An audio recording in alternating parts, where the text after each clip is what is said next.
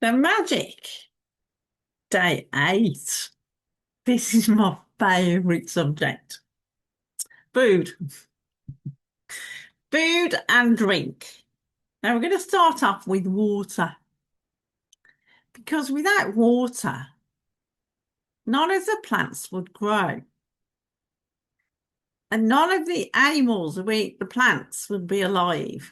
I know this is going deep dive into how to be grateful for everything, anything and everything.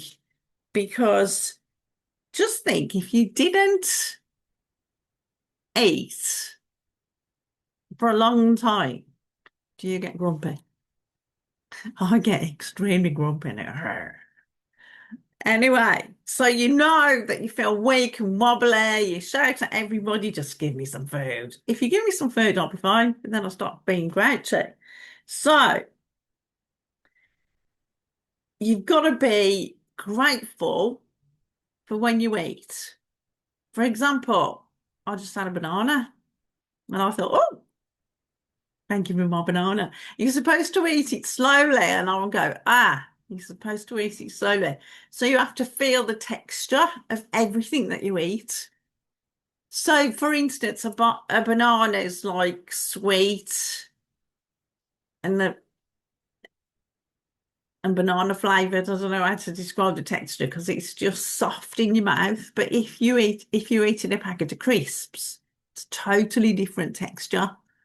So when you have your breakfast in the morning, this is how I did it at first. Egg on toast, the ultimate. I love seeded batch bread. So every mouthful, you can feel the texture of the chunky seeds and the chewiness of the bread because it's slightly, well, it is different texture to normal. And it's a totally different texture to white bread. Today I've bought a Parisian pave.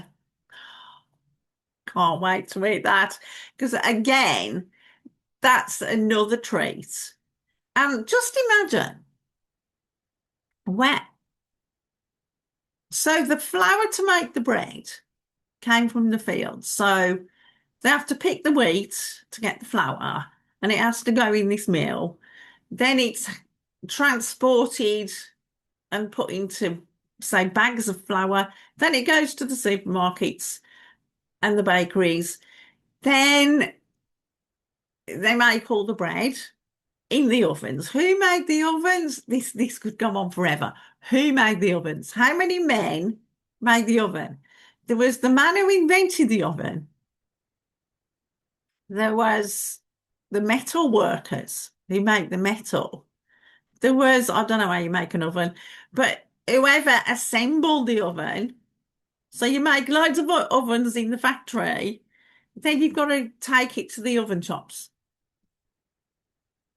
So, how did your water get into your tap? This is the question.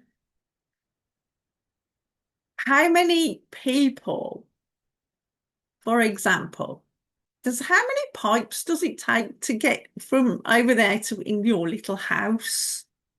And how many men did it take? And how many hours did it take? You've got to be grateful that you actually have water in your tap. Because if you were homeless, you wouldn't have it.